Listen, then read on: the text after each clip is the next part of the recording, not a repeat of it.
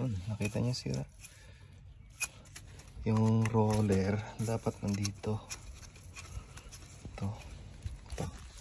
Pakita ko sa inyo. Babalik natin. Dapat may ganitong tools kayo.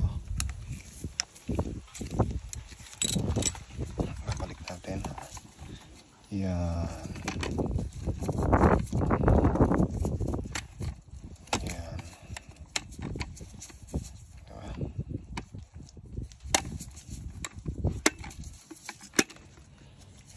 Dapat yan. Yan.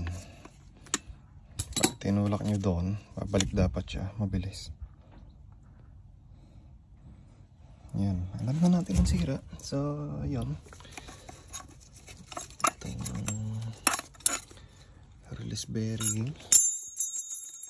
Check natin. Ay.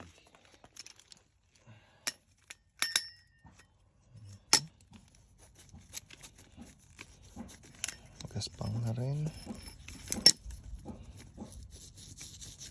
So, palit natin. Ito natin lahat. Sayang oh. Makapal pa yung clutch. Ganda pa ng clutch. Re-reset lang sana. Kaya lang makalawang na. Baka may mga fingers siya na malutong na. Maputol lang sa